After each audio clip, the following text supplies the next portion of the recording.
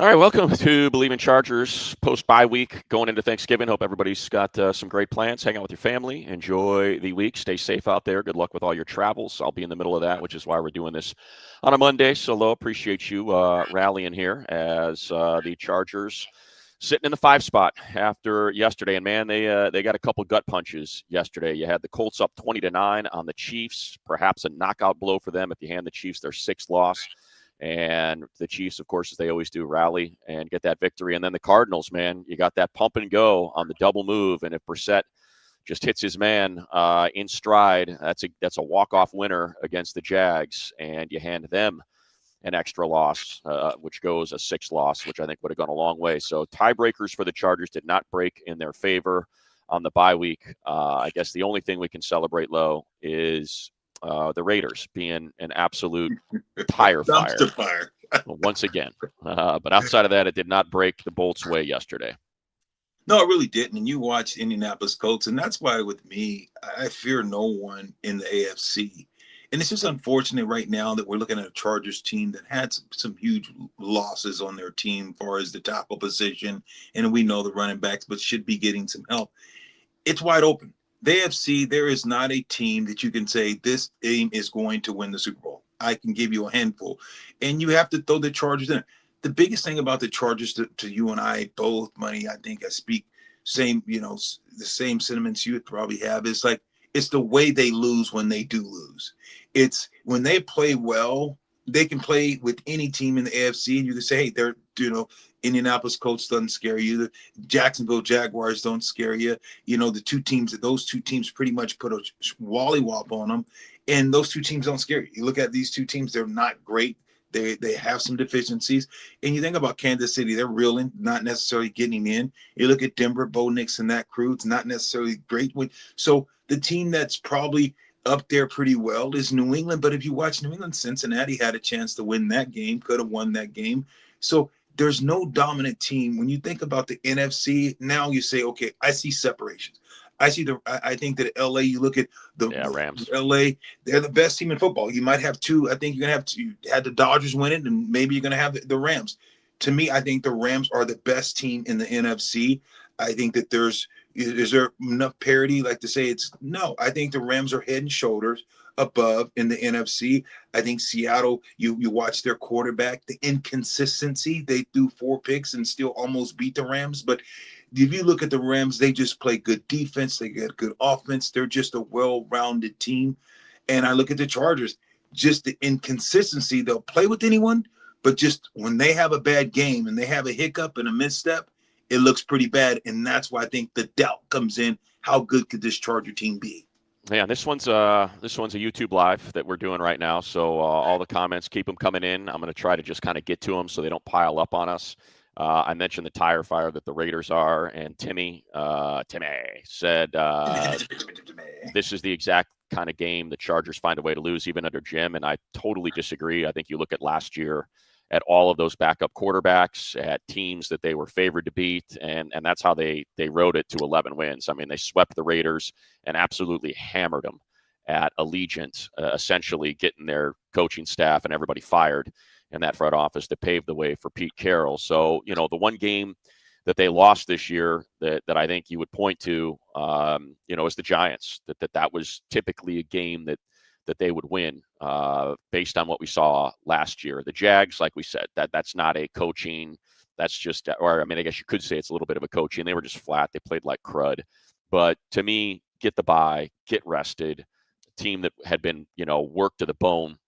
And I expect to see them come out firing against the Raiders on Sunday, Timmy. So I don't feel like they've, look, they were favored against the Jags. They were favored against the Commanders, no doubt about that. But I think you kind of see the way they played against the Vikings, against the Steelers, against the Titans, and I feel pretty good. Not to mention, they started out 3-0 in the division and beat the Chiefs in Brazil and beat the Broncos and beat the Raiders. And I know that score looked a little bit closer than it really felt like the game was. I never felt like that game was in the balance. So just to kind of look at that, I think when we see the remaining schedule, I see the Raiders as an absolute non-negotiable must-win game. And then we start to figure out, is it the home games where you got to win that Monday nighter against the Eagles. And you saw what the Cowboys did, able to get after them after falling behind 21-0, and the Texans and a defense. And you saw what that defense did on Thursday night, man.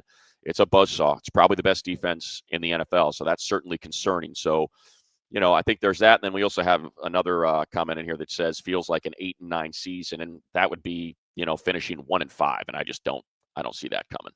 No, I don't see it either. And a lot of people, they just, when you have the last picture, sometimes the last memories of the last game and the way Jacksonville beat up on them, and you see Jacksonville's not a great team. Arizona should have and could have beat them. And we and you both said Jacksonville's not great. Trevor Lawrence has been a gas fire. They've been inconsistent, but they do have some talent on that football team. So again, fans got to realize that they do have some talent. But also when you think about, this Charger team, you've had some major injuries to your team. You look at 2 Pro Bowl tackles that you've lost. You don't have them. 2 running backs that are, upper tier that you don't have them. Hopefully get one back. I think this Charger team, like you said, I know you're beating the Raiders. And me and you, we think that's nil. This is a must win. You think about who else they have on the schedule. I'm telling you, I told you this before the bye week. Me and you spoke last week, and I said, Philadelphia doesn't scare me. They don't put up a lot of points. They don't score a lot. You can keep it close. If you play complimentary football and get back to playing the Chargers way of football, you can beat Philadelphia. You can win against the Raiders. In Denver and Kansas City, you got to split with one of those teams. I think you can beat Kansas City. Kansas City has not, even yesterday, Mahomes is off. Mahomes is not consistent. He's seeing ghost. I'm watching the guy in the pocket. He takes off and runs when he don't need to. He moves in the pocket. He makes an average throw look harder because he's grunting and running into harm's way. He's feeling the heat back there at times. And I'm just watching Mahomes. He does not look like the MVP of Mahomes. I'm just saying. Yeah. They don't. Yeah, Lo, I think it's, in the case of Patrick, you see sort of what's happened, right, over the course of his career. If they can't keep him clean, you think about that Super Bowl that Tampa absolutely waxed him. And his offensive line's been leaky.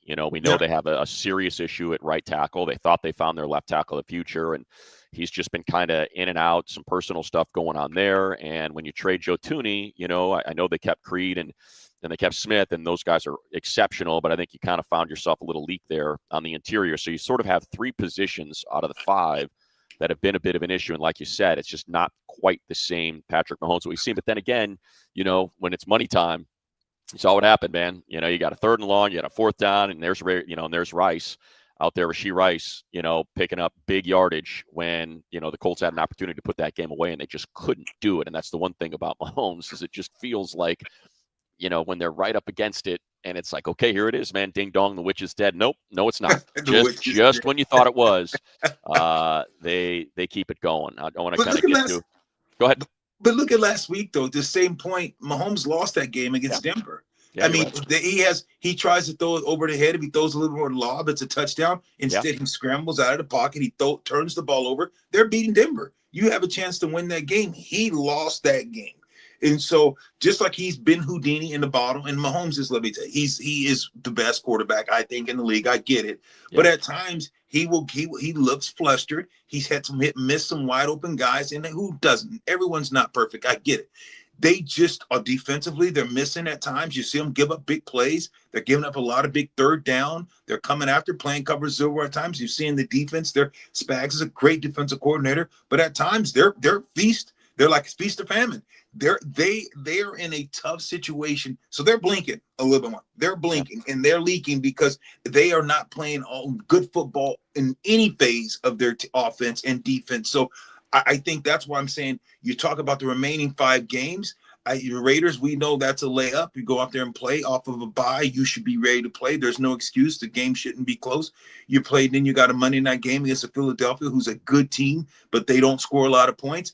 Denver, you look at Bo Nix and what they've been able to do. Yeah, they've squeaked by. Yeah, they got a good team. They can play some good defense, but they're not world beaters. So, okay, but I'm just saying Kansas City or Denver, split with one of those 2. I don't know who it is. You cannot afford to lose both those games. But just right there, that's 3 games. That's in the playoffs, in my opinion. Yeah, I think just, going through some of these comments, Lo, and getting drilling down on the details a little bit more. So just kind of David, we're getting out-schemed way too often. Daniel, 32 out of 32 offensive line, keep Herb upright. Why can't Roman figure out a way not to get Herb killed? So just to kind of get to a couple, and then here's another one. Raiders are going to try to run Genty more after seeing how we struggled against the run. So the just firing through a handful of those. And by the way, big thank you to our friends at FanDuel. The line is, I think it's Chargers by 9.5. So look, they fired their special teams coordinator. Chip Kelly, man, talk about somebody that's figured it out. He figured out a way to get the Raiders to pay him $2 million to not work, the 49ers to pay him $15 million to not work, the Eagles to pay him $10 million to not work. That dude has got these things sorted out. I mean, talk about golden parachutes is what Chip Kelly's had. But yes, the Raiders are going to try to run it. But I think when you look at what teams have done to them, they don't fear their wide receivers. And that was sort of something that we talked about last week, Lo, where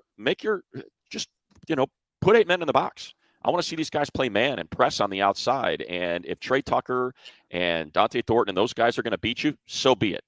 I'll drop Derwin on Bowers all day and just say, there you go. Like they used to do with Kelsey. That's your assignment today. This O-line has been incredibly like a sieve. So I'm fine trying to get home with 4 on that one and just committing bodies to the box. I think the linebackers got to get their run fits better. They've been a little disappointing in that on that front, Lo. Yeah, no question. And not just that money, and everyone's talking about Genty. When has Genty had 100 yards? When is Genty? So you got to Genty, look at his eyes. Look in his eyes and look at how he's running. Genty's not running like Genty when he came in this league because not that he's given up, but he knows he's not playing for anything. They're trying to keep that guy healthy. So you wasted a first-round pick on this guy, and you ain't trying to get this guy hurt for the remaining 5-6 games. You don't want this guy coming in, and you don't want to ruin his confidence. Look for Genty. They're sparing Genty. Watch the way they throw the ball. They're like, look, we're going to throw the ball over the field. We're going to let other guys run the ball. Genty's not carrying the ball 6 times 2 weeks ago, 7-8 times a week before. Yeah. They're not. They understand they aren't going to kill him. So I disagree. They're going to run him to death. Yeah, and they're gonna and the thing about that, the 6, they ended up turning the ball over, falling behind early. They had to throw the ball. I know that's something that Pete Carroll's talked about as something he's like, look, we have got to commit to the run more. But I mean, you look at Genty and I don't have the yak, but like basically all of his yards are yak. He's getting drilled behind the line of scrimmage on all of these carries. So teams are that's how they're approaching it. And I believe in Jesse Minter. I know that the Jags got after him, but going back and watching that, you had some linebackers just taking some bad angles on a lot of those plays. I do want to figure out their alignment too. Their alignments were kind of weird in that game. And I don't know if that's guys standing in the wrong spot, if that's the way they tried to play it, but far too often they were overloading that line. They were playing with with just an even front, just 4 guys. I'd love to see 5 up there and get a little more beef on the interior. And it just felt like, like I said, it was just off, man. Guys just were not tuned in as I went back and watched that game. And there are just so many wide open gaps that you're like, why is he here and not here? And it was just play after play. So I think they can drill down on that. In terms of Daniel, the 32 out of 32 offensive line, I was talking to someone about this the other day. I've been with this team since 2017. 2018, they win 12 games. They go into Baltimore, knock out Lamar Jackson after losing to them 3 weeks prior here in Los Angeles, and advance to the divisional round to take on the Patriots, where it got away from a little bit. But I'm watching Phillip Rivers drop back in that game, and he's dropping back behind Sam Tevy, Michael Schofield, Dan Feeney. They figured out a way. It was probably the worst offensive line in the league, and they figured out a way. And I saw Justin Herbert throw for nearly 4,500 yards his rookie campaign with that same offensive line, with Schofield and Feeney and Tevy and those guys, and they figured out a way to have him win the Rookie of the Year, throw 30 touchdown passes. And so I'm with you. I think you've got to figure out a way. Is it quick game? Is it more effective running? Is it Trevor Penning at left tackle, and now you're hitting that edge a little bit more that's been too soft and you can't run to that edge? Is it putting Penning at right? We talked about this, and maybe putting Trey at left and seeing if you can get Mackay and Penning 6'7" and 6'8" and 700 pounds of beef on that side and working that. So I do think this bye week was probably a lot of that sort of stuff. What are we good at? What's worked? And how can we be more efficient giving given the issues that we have offensively up front. What is our path to success now that we've got 2 weeks to figure it out and 6 games left? Yeah, and like you said, it's about attention to details, and it's about figuring out the offensive line, whatever combination it may be.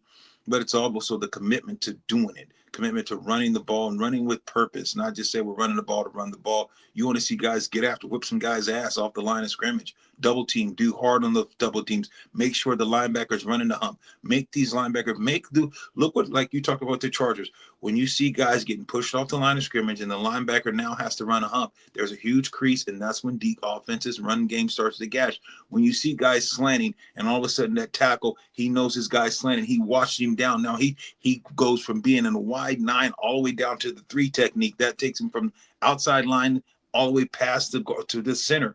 That's a long ways. When you wash guys down and now you have that 3 technique that's over the guard, outside shoulder of the guard. Now he's washed to the other side of the guard, the other side of the center. So now you have a huge lanes, and that's what's happening at times to the Chargers. Now you have 3 guys or 4 guys. You have supposed to be balanced on each side, 2 defensive line on the right, 2 defensive line on the left. Now you have 4 guys on the other side of the ball. Of course, that's asking your linebacker and your safety too much. They can't do it. It can't sustain it. So you got to clean up the fits, like you just alluded to. This Chargers defense, and everyone says, man, Penny's, Jency's going to run. They've been getting beat up run. But when they play good defense and the run fits are there, they stop the run. Go look at some of the games that when the Chargers are flying and playing Kansas City, that game in Brazil. Look at the games that they play. Denver, good running team. They shut them down when they're fitting and having the right fits. And this defense is playing on the other side of the ball. It's a good defense. So they just got to play with more consistency in order for people and for them to get wins and get turnovers and get to the offense, give the opportunity, the ball back to the offense, more opportunities. They have to play more consistent and hit their run fits. Yeah, you got to stop the run. That's one thing that has dogged those 4 losses. It's Jonathan Taylor that wrecked them. It's Jakrowski Merritt that wrecked them with Jaden Daniels. It's Jackson Dart and Cam Scadaboo when you had that running quarterback. But also remember, like everyone's pointing to that Giant game. Let's not forget, like, yes, Jackson Dart was effective on that first drive, but that's a game that Herbert gave them 2 drives that started in a goal to go from the 5-yard line on those 2 interceptions, and they only scored 21 points. So you got 10 points off those 2 turnovers in a game that you lost 21-18. It's still a game they should have won, and it was just sloppy. In terms of the Washington, that's the concern. You know, Geno's not a mobile quarterback. When you heat him up, he's going to cough it up. He's not comfortable. He throws the ball. You know, he kind of lets ball sail. He dirts them, and I do think with that Raider offensive line, as big of a mess as it's been, you've got an opportunity, like I said, to kind of deal with that. Now, with the Eagles situation, you got a bunch of injuries there, and they can run the ball. Obviously, you got Saquon, you got Jalen Hurts. That's the big concern, is when you have those 2 guys that can run the ball as effectively as they can. That's sort of the issue that's happened with this team. Daniel Jones uses his legs effectively, so there's the threat of that. But I think in overall, like if I just go through the Chargers, I got it pulled up right here. If I go defensively, for the Chargers, they've been okay. Like defensively, their EPA per play is 9th right now on the season against the run. Or against the pass, they're top 5. Against the run, not nearly as good, but they're, so 26 is their EPA against the run. So obviously it's been, if they can commit, and that's sort of what we were talking about with Jacksonville, just stop the run. And if those guys on the outside, if Jacoby Myers and Parker Washington are going to beat you, so be it.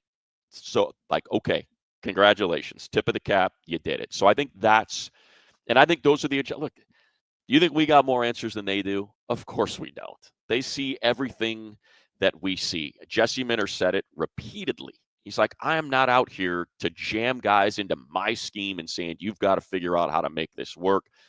I'm going to take the talents of my guys, and we're going to maximize what they can do in order to try to get them in the best position to win and our team in the best position to win. So I do think we'll probably see. And look, they ran cover 3 50% of the time against Jacksonville. So it's not like they had, the light box. I just didn't like that light front That's what I was kind of getting at. I would have preferred them to have those 3 interior linemen, Hand, Tart, and Caldwell, and then run your Thule and Khalil on the edges when they were just kind of running with 4 up front and Derwin is that dime backer and committing that as your 8 men in the box. I just like, give me the beef up front, man. Give me those dudes. And I think that's just more effective. And I think it's proven to be more effective. So like that's that side of the ball. On the offensive side of the ball, I think it's probably more Rondé Gadsden. I feel like he's been a real weapon. And I think you even saw that in the Jacksonville game. 2 catches for 51 yards. Like, let's get some more of that, man. Let's get some more of that going. If you want to run with, he and Tucker Fisk out there, pick a side to have Tucker chip off of, especially if Omarion Hampton's coming back, man. He's an exceptional pass pro guy. So I think those are the sort of stuff that they can lean into now that they've had 2 weeks to kind of get this thing figured out. Gaston can win right now. He's that type of tight end. He can win right now. He can beat you off the line. He can get past the linebackers. Very, very simple. Very, very quick too. And the safety's just too big and too physical. And you could throw him that layup, put the ball up and alley hoop and let him go and get it. You do have to find a way to get Gaston. Gaston has to be targeted more than 3-4 times. This got to be a mainstay. And Herbert loves the tight end. He loves that safety blanket. And that's, you have to say, look, this guy going to make some plays in the middle of the field. The tight end can always, you have a great tight end. He usually can control the middle of the field. So you're going to have to say, okay, what are we going to do? Let's make them start bracketing and doubling him. And now, Ladd can come open and beat a guy right off the jump as well. So you have the weapons receiver-wise and tight end-wise to make things happen. It's a matter of, okay, let's figure it out this front. What are we going to do in the trenches? That's where football games, it doesn't change. It's won and lost on defense in the trenches. This defensive front, they have to get better, stop the run. Yeah. Offensively, has to get better in the trenches to protect Herbert. It's football games always starts in won and lost in the trenches. And right now the Chargers are struggling in the trenches to get things done. If you can get things done in the trenches, you have enough skill players on defense, the max, the guys in the linebacker position, the guys in the secondary to make plays and get things happen. That's the trenches. In offense, you have enough weapons and receiver, tight end, in those, on those players. It's about the trenches on both sides of the ball right now of the Chargers. That is what the big Achilles heel is the trenches.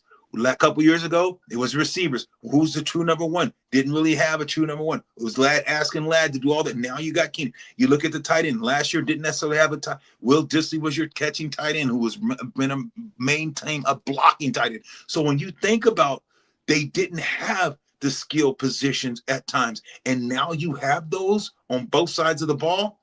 It's about the trenches. That's what it's about.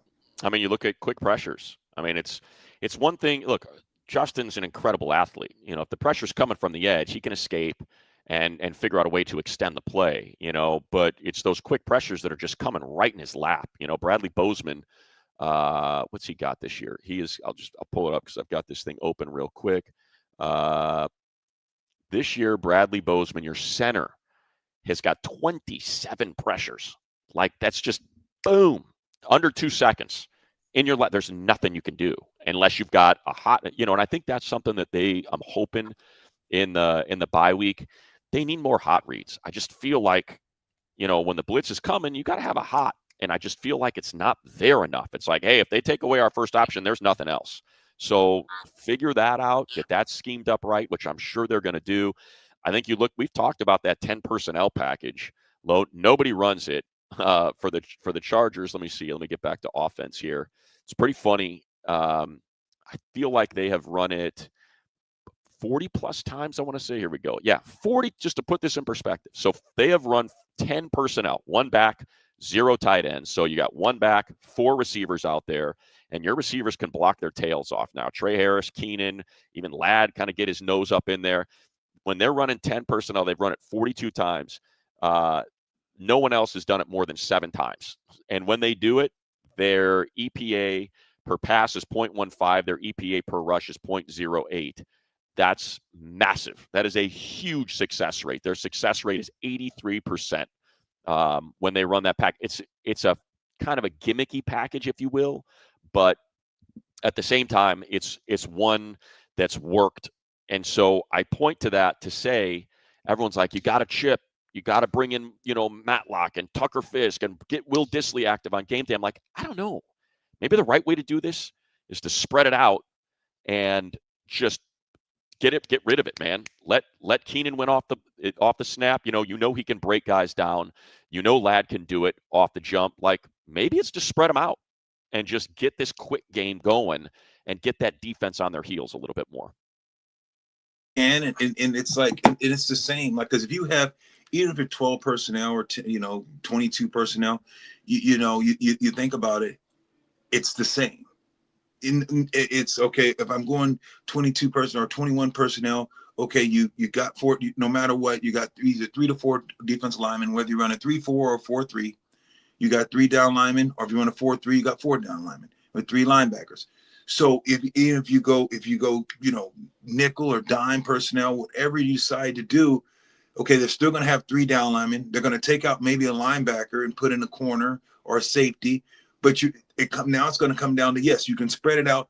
If Herbert can have enough time to get rid of the ball, you can kill him because spread. Now you're spreading. You got more lanes to run through. Your defense has got to play soft. I agree that you have to do it, but it still comes down to those trenches, and because you're still going to have the same amount of defensive linemen in the game.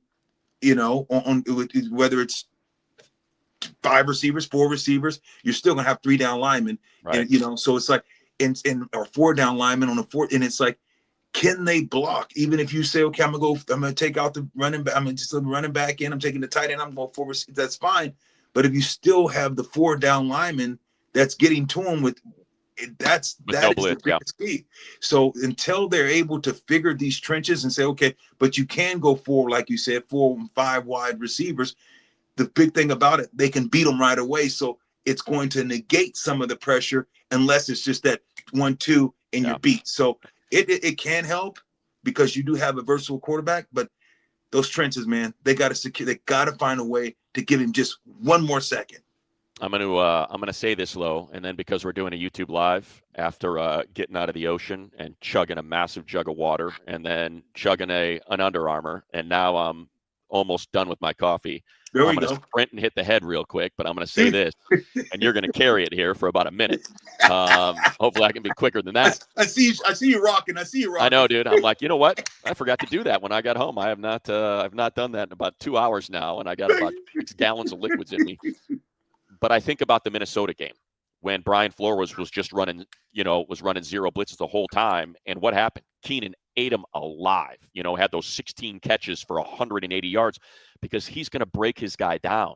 He can get that quick win, and Herbert was just bang, bang, bang, bang. And so I think, like we said this last week, I want to see your corners tackle my wide receivers. I don't want to see my offensive linemen block your defensive linemen. I think that's the path forward. All right. I'm running. You're carrying it slow. Yeah, no, I totally understand what Money's saying there. He's talking about, hey, look, if I can spread them out and go with 4 wide receivers, 5 wides, it's going to lighten the box. But what I'm saying, the verse side of that is saying the receivers have to win right away. If that's going to happen, the receivers got to win right off the ball because of the fact if you don't, the pressure's still going to be in your lap.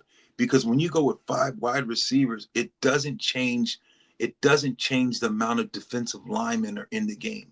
That's still unmutable. If you're running a 3-4, that means you got 3 down linemen. That means you got 4 linebackers.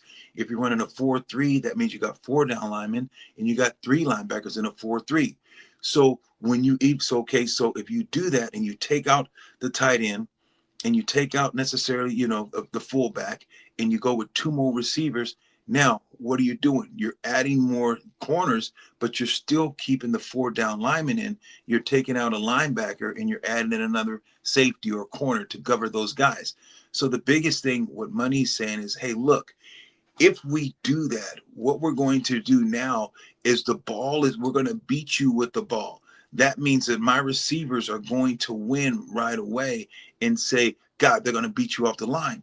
But my pushback is like, you still can go 21 and say, okay, or go, still go 21 personnel. And you're saying my receivers still, I can have the same route, same pattern, even if I go with 12 or 11 personnel and they have to win right away, the ball still can come out. So it doesn't change necessarily the quickness of the ball coming out. I think what it does, it changes your defense. Your defense says, okay, are we going to press? Are we going to play more man coverage? Or we got to back up now because they do have 5 and 6 wide receivers out there on the field. So now I have to play a little bit off because I don't have a safety. If you get beat, my safety can over there to make a tackle. If the corner falls down, the safety's playing over the top so he can help.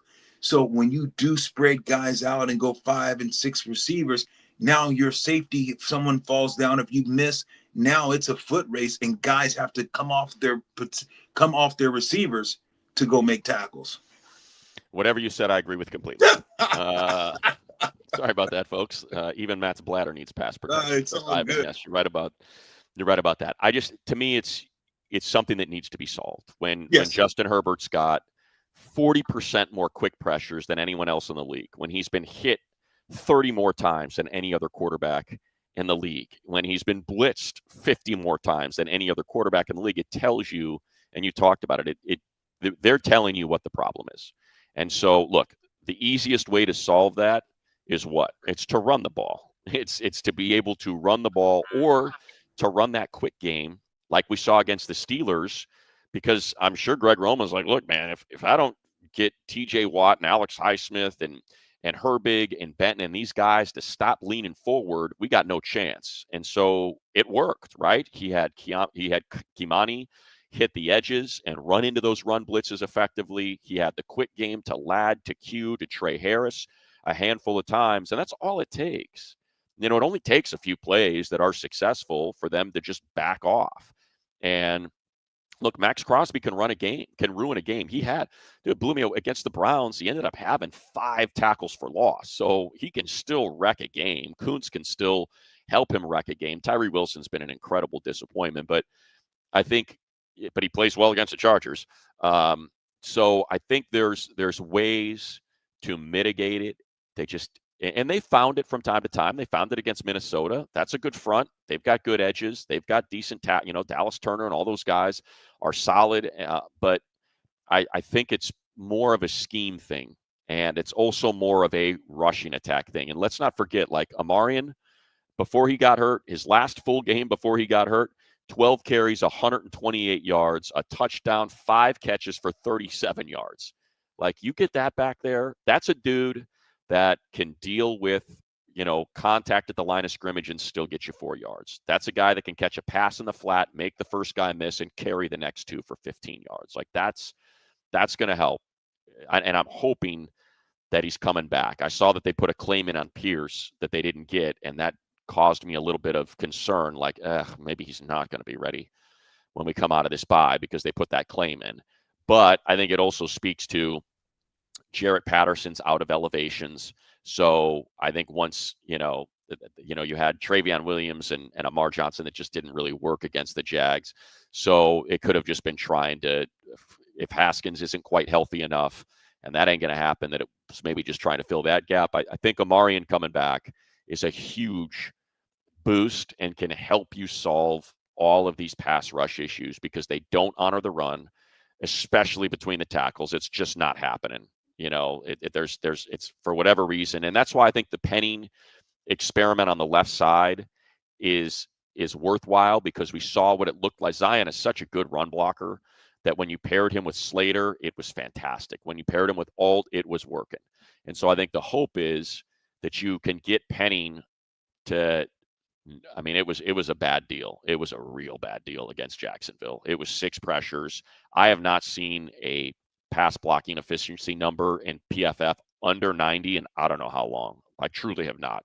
Someone that it would have to be a really small sample size to be under 90. To put that in perspective, like you want your play to be 97 plus, and by 97 and a half plus. You get into the 98s and okay, we can work with this. 89 is where he was at in that one start, and that just cannot happen. So that's why it'll be interesting to see how they try to solve this. But I do think one of the biggest and easiest ways to do that is to run the ball effectively. And they've proven they can. Kimani's had 2 good rushing days. Omarion's had a couple good rushing days. Like, it can happen. It's just a matter of trying to find that combo up front that allows it to happen. Yeah, no question. I think the biggest thing is like, hey, look, it's Thanksgiving week. They're on this bye, getting better, understanding. Hey, look, the importance of it. Hey, got a lot to be thankful for. This team is still in the thick of Yeah, things, still in the they're the hunt. 5 seed. They can be like the Raiders. And as a fan, you face and that's why I look at fans and I go, oh, but we ain't doing this. You could be like a lot of teams, Cleveland, the Raiders. Your season's already done. Tennessee, it's done. You're just a fan showing up because you're a fan. You're the Charger fan. You're playing for pride. You're playing not just for pride. You're playing for a shot in the dance. You have an opportunity. You have a quarterback that anything can happen if he gets in the dance. So when you're looking at this Thanksgiving week, so many people should be grateful and thankful that your club is in the thick of things. You're talking about the LA Chargers. They are a team that's still in the playoff hunt and still Yeah, have a lot of life. It's not outside looking in. Oh my goodness, good. They need help. No, you win your games. You control your destiny. So it's a lot of football left. They understand what they have to do. And it's about how do we get better? You had a week of a bye to get better, to understand what you're doing wrong. How do you get better? By executing, by practicing, trying different combinations. This team understands. They watch film. They know that no team's going to feel sorry for them and say they're going to run at them. They're going to try to run the ball. They're going to come after Herbert. They're going to say, let's see if it's gotten fixed. If it hasn't gotten fixed, guess what? These teams are going to exploit you. If it has got fixed, we welcome it, because if it's gotten fixed, you're going to be able to stand and you're going to be able to gash some people. Because if you can yeah, protect Herbert, you're going to hurt some people. If you can get out there and have the run fits, my goodness, this defense is flying around and they're going to shut down the run. So if it's gotten fixed, the issues that need to against the Raiders, it's going to show up, and it's going to show up big, and it won't be a ball game. If the Chargers go out and play what they're capable of playing, the type of football, this is a 14 to 21 point win. yeah. And I'll just it's to some of the comments, Low. Nate, no one said Hampton would be ready for the Raider game only after the bye, which could be any time. Yes, but what I'm speaking to, Nate, is that he's no longer in the walking boot. That he's at practice before the bye. He was already working out, so he wasn't in contact drills, but he was kind of getting after it a little bit with the portion that was open to the media, working off to the side. So I look at that as okay, not in the boot, getting after it with Coach Mack on the side while everybody's working out with contact. 2 weeks after that, I feel like it's fair to speculate. Like I said, I'm hopeful that he's back because I think it'll provide a big boost. But 2 weeks after seeing him work out the way he was working out, I think that there's hopefully a chance that that's happened. So it's not just based on the presser; it's based on what we saw at practice. Dalton's asking why not Sawyer at left tackle. I think that's fair. Sawyer's not the best run blocker, but he might be a little. I would say based on what we saw from Penning, he'd be better. Um, for whatever reason, this regime has felt more comfortable with him at guard. I'm more comfortable with him at tackle. I feel like he's a little more of a finesse player than a bully, and I feel like he gets pushed around a little bit. So I think that's sort of something that we'll see. Look, we're going to see because we've seen it. But I think they know with these final 6 games, and I know I just want to try to get through a bunch of these. Chargers bringing Zion back. Um, I would put it this way. So um, Zion has played every single snap, and he's played okay. And you think about, Trey has been in and out. Alt lost for the season. Sawyer lost for the season, or Slater lost for the season. Mekhi Becton's played 57% of the snaps. He's playing next to a center that's had some issues this year with protections, and he's been out there every single snap. So to me, if you tell me I can get Zion, I know he still has some issues with stunts and seeing it, but I do think there's value in availability, considering how beat up.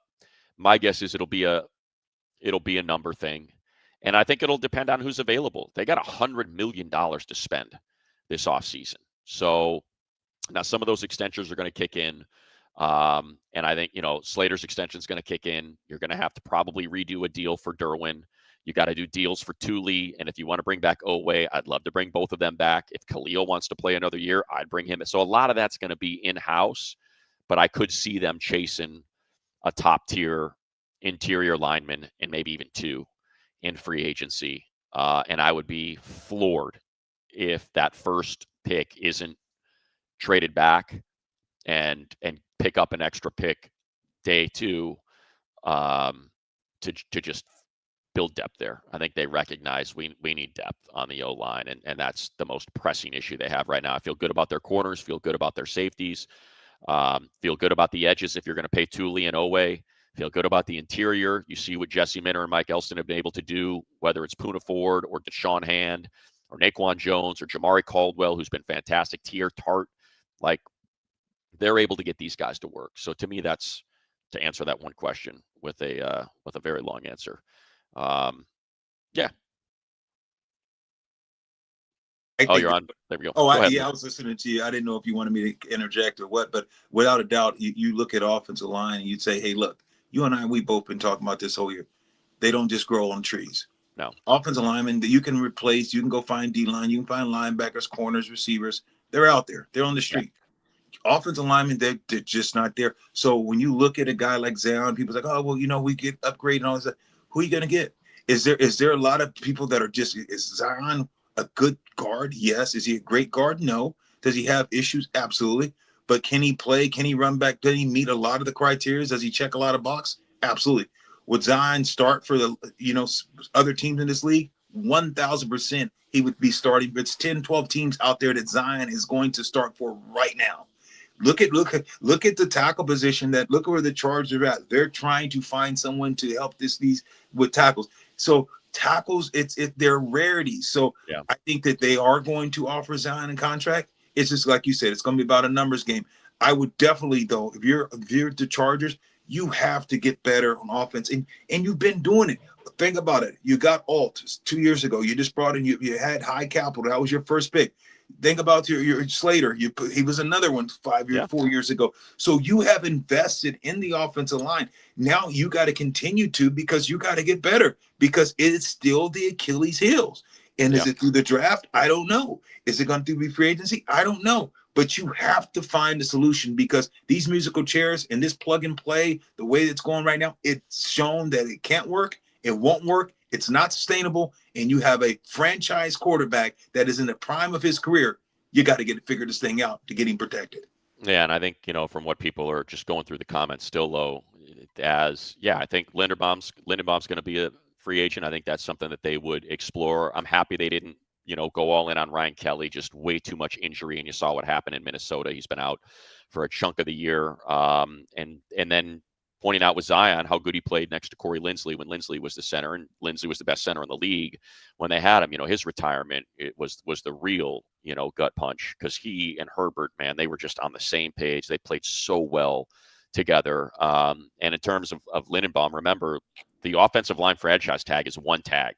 It's not separated by position. It's just OL. So your franchise tag is north of $20 million, and that's a hell of a franchise tag to put on a center. So I could see Lindenbaum hitting the free market, hitting the free agent market. So I do think that's a possibility.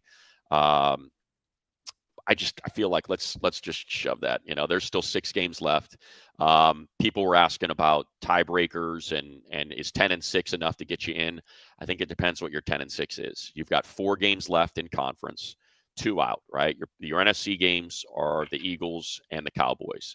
So to me, your AFC games are obviously all 3 of your division games plus the Texans. So right now, as it stands, even though the Chargers, kind of remember, this is how the tiebreakers work.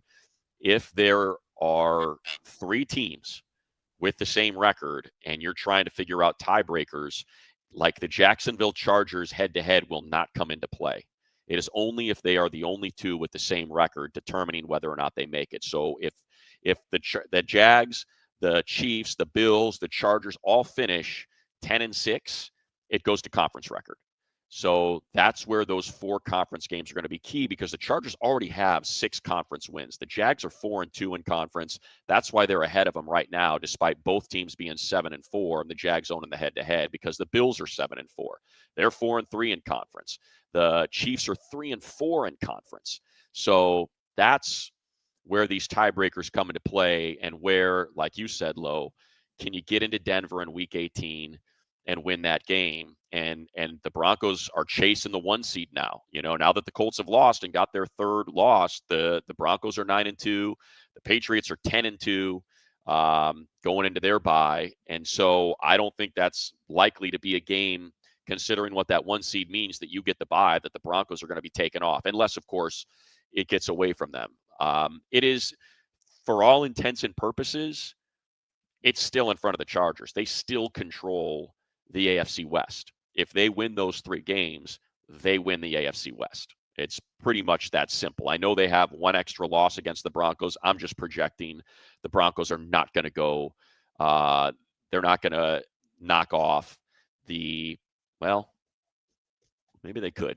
No, they've got at Washington, should be a win. At Raiders, should be a win. Packers at home, that's 50-50, but I'd probably lean Broncos with how bad the offensive line for the Packers has been. I think Jordan Love is getting hit nearly as much as Justin is.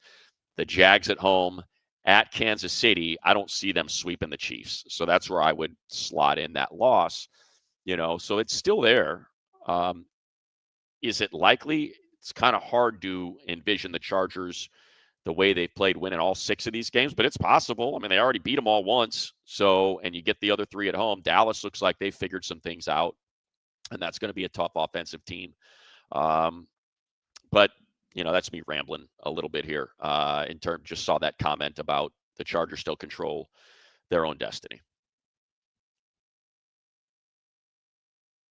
I think you're muted low. There we go. Yeah, I think you can win, beat Denver, beat Kansas City, and beat the Raiders.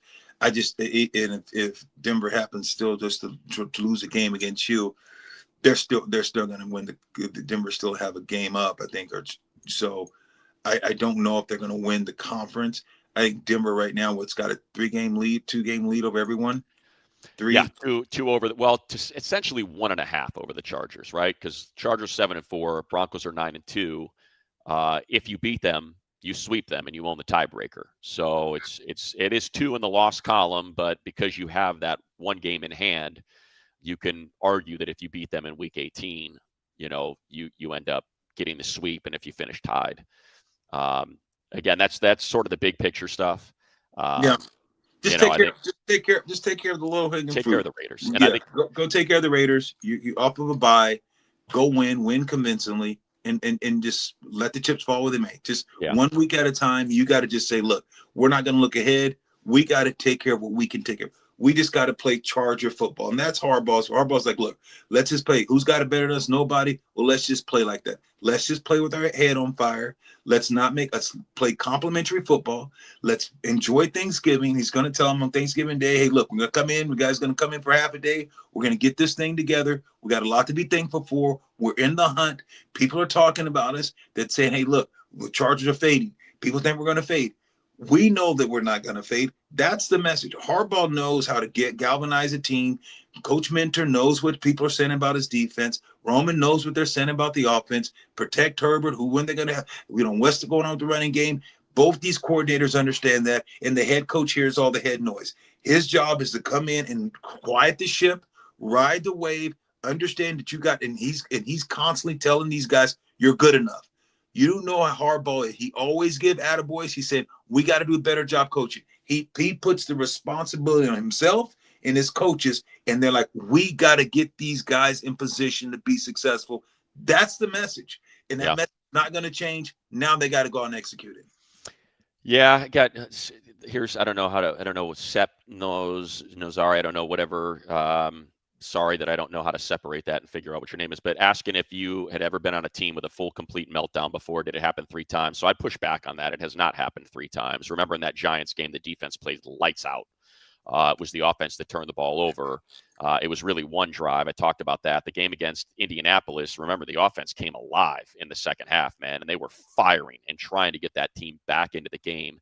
And defense and special teams just kind of let them down. So I think to say complete meltdown is not accurate. I'd push back on that. And we talked about Jacksonville. Yeah, it didn't look right. It didn't look right, but it's a team that had won 3 games prior to that. Minnesota, Tennessee, the Steelers blew the Steelers out. We felt really good about it. And then for whatever reason, we've seen these 10 a.m. starts just kind of snatch this team up this year. They look like they come out flat. They come out a little bit slow. And in the case of the Giants, it was just too late to get back into it. In the case of the Jags, they just never woke up. So they only have 1 more of those. Actually, they have 2 right now, but I think those games are going to get pushed. I think the Chiefs game will get pushed to 1 o'clock, and the Cowboys game will get pushed to 1 o'clock. Those are going to be especially with the Cowboys winning and maybe being back into the playoff conversation, knowing that Herbert and Harbaugh are a national draw. I could definitely see those things ending up being later games. Who knows? And if they're not, we'll see how they try to adjust to that. But you can speak to it, Lo, in terms of, what it means for a team to come out flat and how that happens.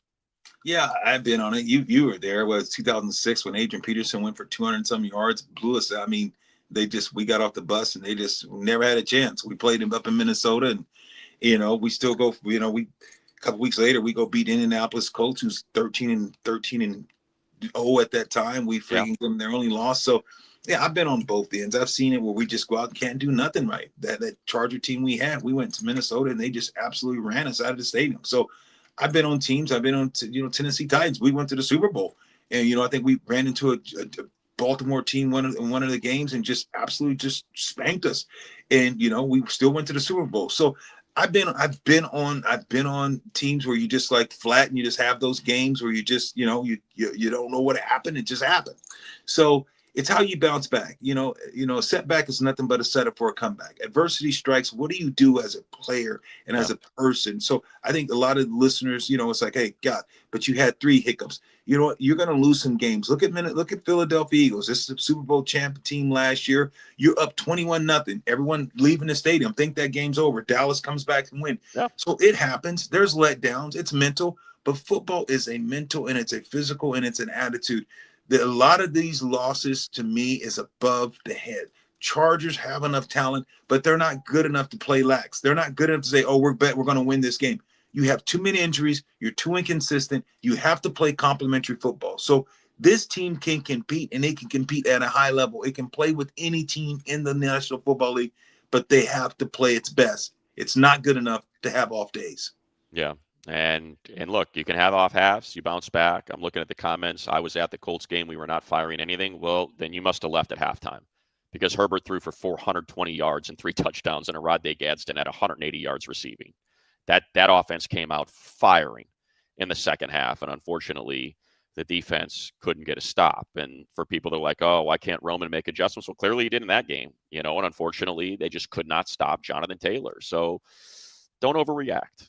Don't try to throw everything into one. Oh, he's terrible. You suck. Fire him. Replace him. No, there's moments in a season. They lost 6 games last year. They're 7-4 without Rashawn Slater and Joe Alt for 4 games.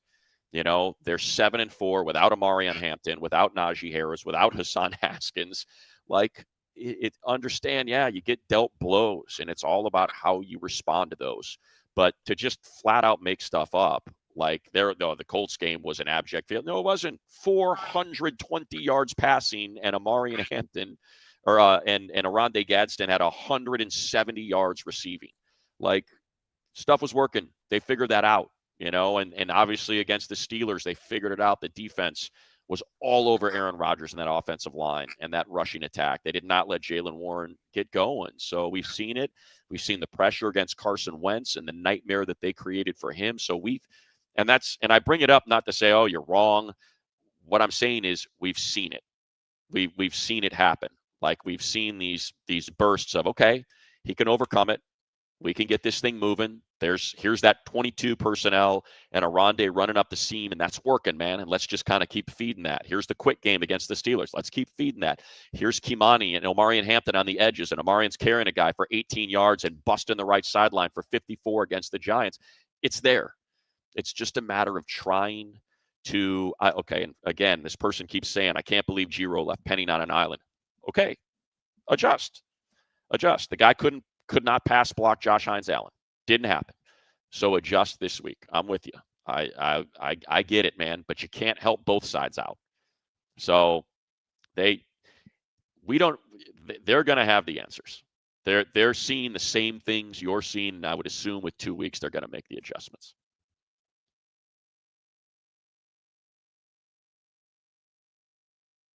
Take them all on. It's just I watch you try to take all the listeners on and hey, look, you're being fair, and you're like, hey, look, I'm going to give you the voice, give you the platform to express yourself, and rightfully so. And trust me, I've been on both sides. I'm a fan now, but I was a player. Trust me, I'd go in here, talk to fans, and it's like, dude, what happened? Because they're vested. And you guys have to realize, you don't think money's sitting there on the call wants to be like, say things like, you got to shut up, but you can't. You still have to understand you have a job to do. And as a fan, you're like, God, what's going on? Why aren't they helping the tackle? Why aren't they? So what happens? You have to realize they can play an over front, and they can put a guy over the tackle. They can put a guy over the guard, and you can walk up the linebacker in the A gap, and you can't help the tackle. Teams. So what Money's saying is, look, teams watch tape too, and they can scheme it, and they can find a way to make your tackle say, okay, we're going to make you, if you're going to stay in, we're going to make you commit other things, and you're going to be exposed and elsewhere. So everybody gets paid in this league. Every tackle, every guard, no matter what. So at times, you're going to have a one-on-one battle, and it's nothing the coach can do. I've been on this team. I played this game for 16 years, 4 years of college, 5 years high school, 4 years of high school.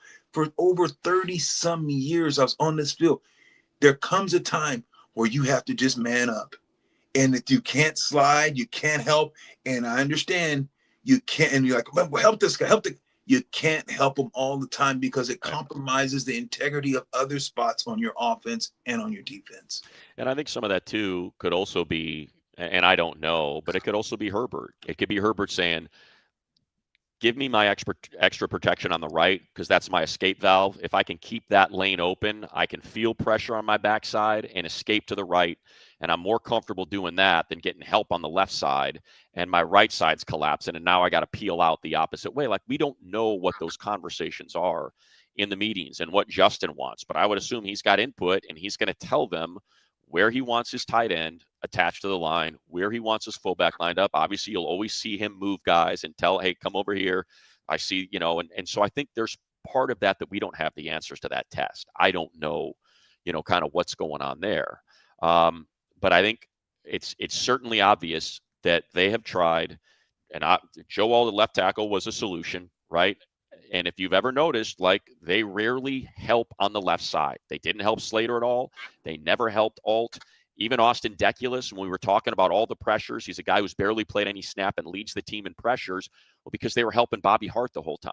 So, again, to me, when I look at it, I say, well, there must be something there, because they're not helping Deculus out at left tackle. He's getting beat like a drum. They're not helping Penning out at left tackle. They don't help Slater. They don't help Alt. Yet the right side is where all the help always is. So there's something to that.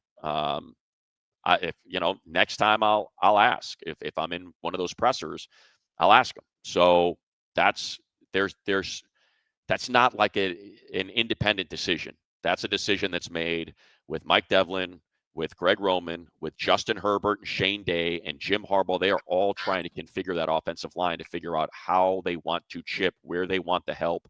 Where do you want that tight end? Where do you want Scott Matlock lined up? Who is he? Where is he helping? Where are you shading? Like, all of that goes into it. And to me, I just look at, I don't ever see them helping on the left side. I just don't. Yeah, they got it. Well, we just know they got to get it figured out. They got to get it figured out. It starts this week. You got the Raider week, and this is Raider week. Bad blood between both these teams and both these organizations. And yeah, as the Chargers got a lot of things to figure out. Yes, but be optimistic. It's Thanksgiving week, fans. Hey, look, understand your team is still in the thick of things. You could be a Raider. Think about if you're a fan of the Raiders, if you're a fan and your team only got 2 wins and your season's already over. We're complaining, and this team is in the thick of things. There is still time to get it right. There's still time to get things fixed. There's still time not to be perfect, and you're never going to be perfect, but to get things right, to stop some of the bleeding and shore up a lot of these things, offensive and defensive. So, is it right to complain? Absolutely. Yeah. But understand you're in a pretty good position right now. Yeah, I'll just, because so much of this is O-line based, and I understand. Last thing you want is Herbert getting his head knocked off, and he got his head knocked off that whole Jags game. They've got to figure out a way to get that to stop. You hate to hear that he is on pace to get more quarterback hits, more quarterback pressures, more quick pressures than any quarterback in the history of the league. Like, that's not sustainable. It can't happen. They've got to get it fixed. I'll just fit, and I'm not going to talk about the offensive line, and we're pretty much going to wrap this up anyway. We've been doing it for an hour, but they're not starting Trevor Penning over Rashawn Slater. You're not starting him over Joe Alt. Remember, the week before, you got Austin Deculus out there who had 6 pressures. You got Jamari Sawyer, who has had issues. You've got Trey Pipkins on the right side. Thank God they kept him for the $9 million when everybody wanted to kick him to the curb. Bobby Hart is not playing. Like, they're trying to find someone. Yes, Trevor Penning was traded for a 7th round pick in 2028.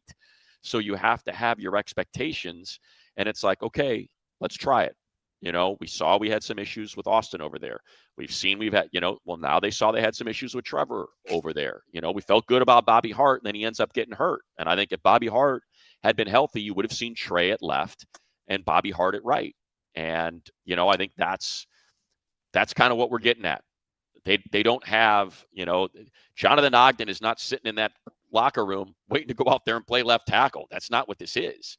So, understand that as you try, and I appreciate all of you, and I think with NFL Plus and NFL Pro and the ability to watch film and pause and go back and see what the alignments are, that's great. And I love that you guys are getting into that and talking about, well, why aren't we playing more 22? They play a lot of 22, and 22 works, but their 22 is all with the Rondé Gadsden. That's what that 22 is, and it's all set up to get him to catch passes down the seam. And Lo, I'll let you take it. I think we're done, just because we've hit an hour and a minute here, so it's been fun. I love it. But just kind of your idea behind 22, 21. Scott Matlock at fullback versus Tucker Fisk at fullback. I kind of know who I'd prefer back there, and like I said, you guys are telling me to play. I like the idea of just spreading it out and let's run some quick game, man. I want to spread everybody out. I don't like when they stack the box. I feel like the offense has struggled more when they're facing heavy boxes than a light box and forcing guys to cover their receivers and tackle their receivers. Yeah, I think that you can get there's so many things that, this conversation continue. We go for another 3 hours, and I don't have the time, so we'd be out here all day. But there's different things, like you said, different folks with different strokes. You can go 12 personnel, that's 2 tight ends, 1 back. You put Gaston out there, put Fisk, whoever you want to put on the other side to block, stay home, and now Gaston can win. You can kind of, now your offensive line can kind of take a bit wider splits. You can still try to do play action. You can run the ball at a 12 personnel, 2 tight ends. Now you got defenses. You make defenses run to stretch them. But you also at 12 personnel, 2 tight ends. Gaston now got a man over him. He can boom, act like he's blocking, release. He can win right now. So that's what you can do at 12 personnel. 21 personnel is 2 backs, 2 backs and 1 tight end. 22 personnel is, you got two tailbacks in at the same time. So you can do a lot, or 2 tight ends at the same time. You can do a lot of different personnel groups, and it's like, what are you looking to accomplish? If you go, nickel nickel, that means boom, you got 5 DBs. Dime, you got 6 DBs. That means you got 4 and 5 receivers. So the different personnels you do on offense, it dictates what the defense does as well. So when you go 12 personnel, 22 personnel, they're going to either bring in another defensive lineman. They can bring in another linebacker, but it's usually bigger people that they bring into the game. Yeah. So when you do that, okay, you're clogging up the run lanes. You're clogging up certain things. But yeah, you can create some shots. But you got to realize when you do, that now you have only 1 receiver. So if you're doing that, now you have a 1-man route. So you take away a lot of different things. So you got to hold up in protection. So it's so many different nuances of the game that, that still leads to, it doesn't change. It's only 1 ball. Only 1 person get the ball at one time. Defense is simple. See ball, get ball. Offense, you can spread them out, do all those things. You can run all those cute deals, cute gadget plays, everything you can. But if you don't block and you don't win in the trenches, all that is for now.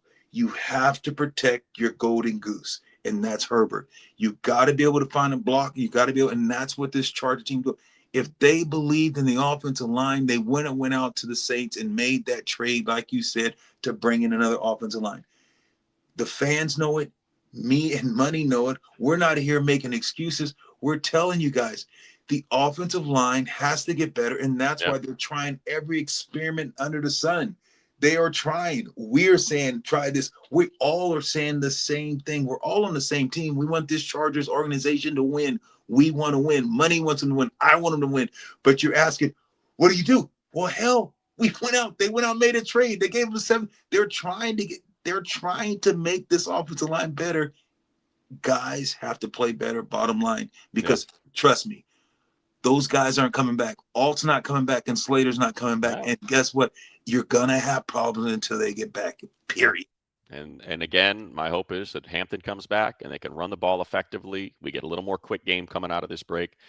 They hammer the Raiders, and we feel really good going into a Monday nighter. They're 7-4. They're in the 5-hole. They're 7-4 and in the 5-hole. It's not a lost season. To attack the general manager, to attack the coaches, to attack, like, it's just crazy. Like, yeah, it was a crappy game against the Jags. It was a really bad game. And a lot of times that's players. It's not just coaches. It's players as well. And that defense got gashed. And it's a defense that's played pretty darn well this year. And they got absolutely gashed. So I don't have any news on here. I'll just go through a few of these. Haskins, Hampton pass blocking underrated. Giro quick passes. Chargers 31-13 against the Raiders. 4-0 in division. Winning. Yeah, James at center. Protect Herbert. Raiders playing good against the Broncos. Happy Thanksgiving to you, Fred. There's some colorful language now. We don't like that. Dalton, don't have to do that. Ortiz, free agency, trying to get Dahlman. What kind of tip? Okay, so I'll end with this. Lo, you tell me. We used to interview Harbaugh when he was at Stanford on the radio show, and I'll never forget one conversation we had when he said he said, before I got into coaching, I called Bo, and I said, I'm thinking about getting into coaching. Bo Schembechler, his coach at Michigan. And Bo said, all right, you going to play with a blocking tight end? Yep. You going to play with a fullback that's got his hand in his dirt? Yep. You going to run power? Yes, sir. All right, then you can be a head coach. Dahlman's an outside zone center. It's not going to happen. The Chargers are always going to run power. So share with Dalton, who wanted to drop an F-bomb on Joe Ortiz for not signing Dahlman as an outside zone center, why that's not going to work when this team and Jim Harbaugh's identity is gap, power, run game. Yeah, it's very simple. When you line up and run power and lead, this is man on man. When you're talking about have a guy running a zone, those are guys just going to get in front of you. It's position blocking. When you're downhill in a man blocking scheme, it's about physicality. It's 2 different type of blocking schemes. It's 2 different type of offense. Denver back in the day used to have that zone scheme back in the day, and it was little offensive linemen, but they were quick and they would run and they would boom, run, and they would cut you. So they would spread you out. That's why you laugh, money. You know exactly what I'm talking about. But you could have lined up and said run power, run 50 power and 60, 70 lead. It would have been ferocious. It wouldn't have been able to do anything. That offense would have looked just even like, oh my God, they're getting killed, because it has to fit the scheme. Players in your scheme have to fit the scheme that you're trying to run to have success. It wouldn't work. Yeah, you've got Joe, and they're like, well, why don't you change the scheme? You've got Joe Walton, Rashawn Slater, and Zion. Like, you've already built that offensive line.